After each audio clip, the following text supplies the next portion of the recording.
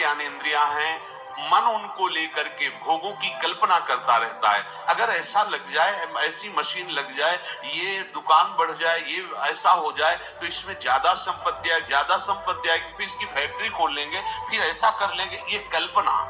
परसों हमने समोसा चटनी पाया था, अगर आज बने तो फिर बहुत स्वाद था, वैसे ही बनाओ। तृष्णा। अगर प्रभु की प्राप्ति की बात हो तो कहीं कोई भी किसी तरह की समस्या तुम्हें परास्त नहीं कर सकती। अगर आप शास्त्र सम्मत चलेंगे तो जितने लोकांतर के सुख आपके चरणों में लुटेंगे, जितनी सिद्धियां वो सब आपके सामने हाथ जोड़े खड़ी रहेगी। ये भगवत मार्ग है, तुम्हें हमारी कसम है। हे शरणागतो, तुम्हें हमारी कसम है, हमारी इस बात पर विश्वास कर लो।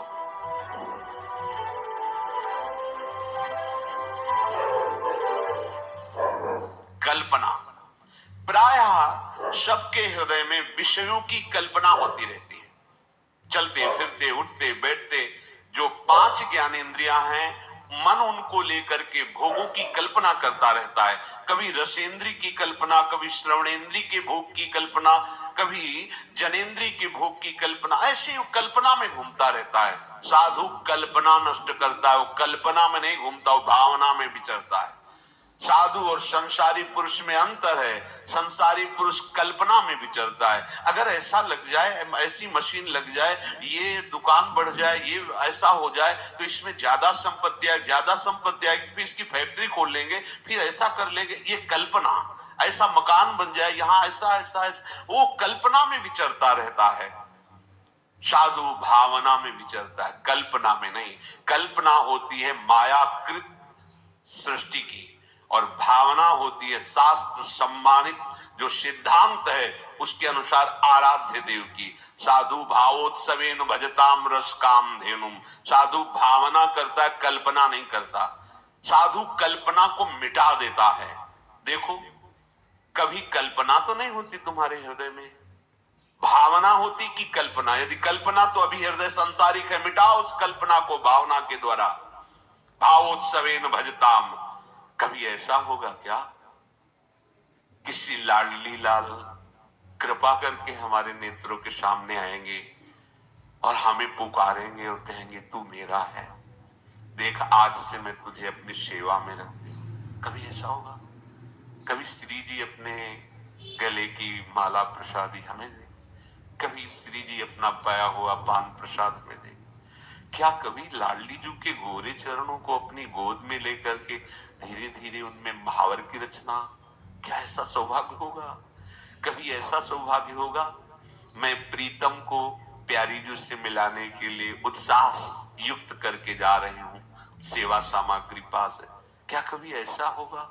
वृंदावन में हम प्रेम उन्मत्त होकर, शरीर की कोई शुद्ध नहीं, लाडली लाल के प्रेम में विवश होकर, क्या कभी ऐसा होगा? यह है भावना। जो आराध्य देव के प्रति प्रतिपल ऐसा चिंतन हो उसे कहते भावना में। और वही भावना सिद्ध हो जाती है तो क्या सब घट जाता है, वो देखता है यही कर रहा है, वैसे ही सब प्रतिपल सेवा में मगन है। साधु कल्पना मिटाता है।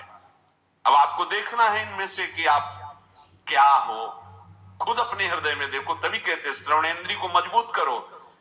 जब आप अपने हृदय को देखोगे कि ये सारे दोस्त तो हम में ही हैं, तो अभिमान नहीं रह जाएगा।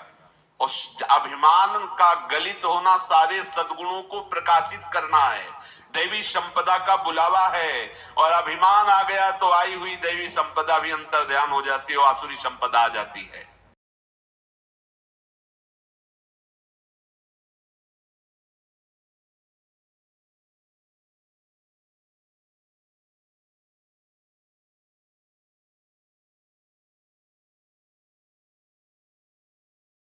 साधु एक ही चीज मिटाता है, चाह। अगर चाह बनी हुई कुछ भी प्रभु के सिवा, तो ये साधुता का कलंक है। कोई भी चाह नहीं। चाह मिटी, चिंता मिटी, मनुआ बेपरवाह। जाही न चाही कबहु कछु न चाही, ये हमारी सिद्धि है। परमार्थ के पथिक की ये सिद्धि है न चाहिए। और यहां गुरु न चाहिए, सिद्धांत न चाहिए, प्रभु न चाहिए, पर ये चाहिए। कैसे कैसे परमार्थ के पति को, चाहे कोई भी हो, शास्त्र प्रमाणित तुम्हारा हृदय होना चाहिए। नहीं तो बनाओ, आए हो परमार्थ मार्ग में। परमार्थ का पथिक चाह मिटाता है, चाह। अगर कोई भी चाह प्रभु के सिवा है, परमार्थ के पथिक को आगे नहीं बढ़ने देगी। मान लीजिए बात, तृष्णा, भोगे हुए विषय को पुनः भोगने की इच्छा का नाम तृष्णा है। वो चाहे किसी भी इंद्री का विषय हो। परसों हमने समोसा चटनी पाया था, अगर आज बने तो फिर बहुत स्वाद था, वैसे ही बनाओ। तृष्णा, सुने हुए, देखे हुए, सूंघे हुए स्पर्श सुख, रसेंद्रीय सुख, कोई भी भोगे हुए विषय को पुनः भोगने की इच्छा का नाम तृष्णा है। सुनो इसे, मनन करो, इसे उतारो। जब तुम्हारे अंदर मांग हो तो देखो, तृष्णा की मांग तो नहीं है ये। कभी भी जीवन में कभी भी जो भोगे हो उसके संस्कार हैं, अनंत जन्मों के संस्कार हैं। उन्हीं को भस्म करने के लिए तो परमार्थ के पथिक बने हो। जो दुर्वासना मम सदा परिकर्षयन्ति, उसी को भस्म करने के लिए तो साधना कर रहे हो। और काहे की? कभी भी ये तृप्त नहीं होती, चाहे जितना खा जाए, कभी नहीं तृप्त होती। योग वाशिष्ठ में बहुत इसका वर्णन है कि उपासक इस तृष्णा रूपी डाइन से बच जाए, ये कभी आघाती नहीं। भोगते रहो, भोगते रहो। एक ही भोग नहीं, जो भी भोग इंद्रियों के हैं उनको पुनः भोगने की इच्छा का नाम तृष्णा है। कलह, आपस में किसी भी तरह का बैर विरोध तभी होता है जब दूसरे से हमारी मांग होती है अनुकूलता की। ये कलह शब्द वहीं प्रकट होता है जब सामने वाले से मांग होती है अनुकूलता की, और जब हम अपने कर्तव्य का पालन करते हुए उसके अनुकूल के रहने की बात करेंगे तो कलह शब्द है ही नहीं। धर्म से हमारा क्या कर्तव्य सामने वाले के प्रति, इसका पालन करोगे, कभी कलह नहीं हो सकती। कलह तभी होती है जब सामने वाले से अपनी अनुकूलता की मांग होती है, तभी कलह प्रकट हो जाती है। चाहे वो कोई घर का हो, पड़ोसी हो, देश का हो, विदेशी हो, कोई भी हो, तभी कलह होगी जब सामने वाले से अपनी अनुकूलता की मांग होगी। यदि अपने धर्म से अपने कर्तव्य का पालन सामने वाले के प्रति करें तो कभी कलह नहीं हो सकता, कहीं भी कलह नहीं हो सकता। साधु कलह को नष्ट करता है, साधु कलह युक्त नहीं होता, कलह का नाश करता है। लक्ष्य क्या है? केवल रसेंद्री की तृप्ति के लिए, केवल पांच भौतिक शरीर के आराम सुख के लिए ये मार्ग नहीं है। ये मार्ग तो इसी बात के मिटाने के लिए है, इसी बात के मिटाने के लिए। पर समझ कहां आती? समझ है ही नहीं। अगर प्रभु की प्राप्ति की बात हो तो कहीं कोई भी किसी तरह की समस्या तुम्हें परास्त नहीं कर सकती। प्रभु सामने है ही नहीं, तुम्हारे लक्ष्य में ही नहीं है, तभी तुमको ये विषय अनुकूलता दिखाई देती है, तभी तुमको ये संसार सत्य लग रहा है। भूल मत करो, बहुत बड़ी भूल है। आशा भोगों की, जीने की, सुख की, मान की, प्रतिष्ठा की, साधु इसे नष्ट करता है, सजाता नहीं है। जब हमारी चाह ही नहीं है इस बात की, तो इसके विपरीत मुझे कुछ मिले तो दुख भी नहीं होगा, क्योंकि हमारी इसकी चाह ही नहीं थी। अगर है भी तो इसे मिटाना है, ये आशा हृदय में नहीं रहनी चाहिए। ना तो जीने की, ना तो किसी भोग सुख की, ना तो मान प्रतिष्ठा की। आशा ही परमम दुखम, नैराश्यम परमम सुखम। इस मार्ग का उपासक आशा को नष्ट करके नैराश्य में बदल देता है। उदासीनति रही गुशाई। कहां समझ में आता है? क्या सुना है? कहां उदासीनता जगत के प्रति है? नहीं, भक्ति के प्रति उदासीनता है, सिद्धांत के प्रति उदासीनता है, और जगत के भोग ये मित्र लगते हैं, ये प्यारे लगते हैं। आशा का नाश करो, तभी साधु बन सकते हो। जिस मार्ग में आप चल रहे हैं बार बार नहीं मिलता, और ये मार्ग ऐसा नहीं है कि आप आराम से मुस्कुराते हुए चले जाओ। नहीं, यहां बड़े बड़े चोर लगे हुए हैं, ठग लगे हुए हैं, फुसला के बहाने से आपको की सारी अध्यात्म शक्ति को लूटने के लिए वो तैयार है। थोड़ी भी अपनी मान्यता और आग्रह आपको परमार्थ में नहीं चलने देगा। मान लो ये परमार्थ खिलवाड़ नहीं है, और बहुत सुंदर खिलवाड़ है। दोनों बातें, जिसने मनमानी आचरण छोड़ दिया, गुरु वचनों पर चलने लगा, उसके लिए खिलवाड़ है परम पद। और जो मनमानी चलता है वो कभी भी इस पर्वत को लांघ नहीं सकता।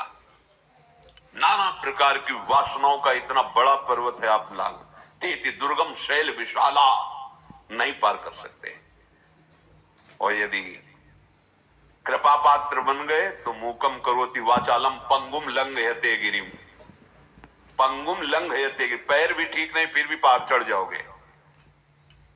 यत कृपा तब हम बंदे परमानंद माधवम, वो माधव की कृपा का जो आश्रय ले लेता है सब बात बन जाती। कृपा पात्र वही होता है जो अपना आग्रह दुराग्रह नहीं रखता, केवल शास्त्र सम्मत मार्ग का अनुसरण करता है। शास्त्र क्या कहते हैं ये हमारी समझ ठीक नहीं बैठती, तो गुरुदेव क्या कहते हैं ये बात हमें समझनी होगी। हमारी श्रवणेंद्रिय कमजोर है, 5-5 वर्ष से सत्संग सुन रहे हैं, कोई फर्क ही नहीं पड़ रहा। क्यों? क्योंकि लक्ष्य ही नहीं है भगवत प्राप्ति। अगर भगवत प्राप्ति लक्ष्य है तो कभी कभी वही आराध्य देव गुरुदेव प्रतिकूलता का स्वांग रचते हैं, तो उस उपासक के हृदय का लक्ष्य जो है वो उसके हृदय में छा जाता है, और निर्णय निकलता है कि अब मेरा अस्तित्व क्या है।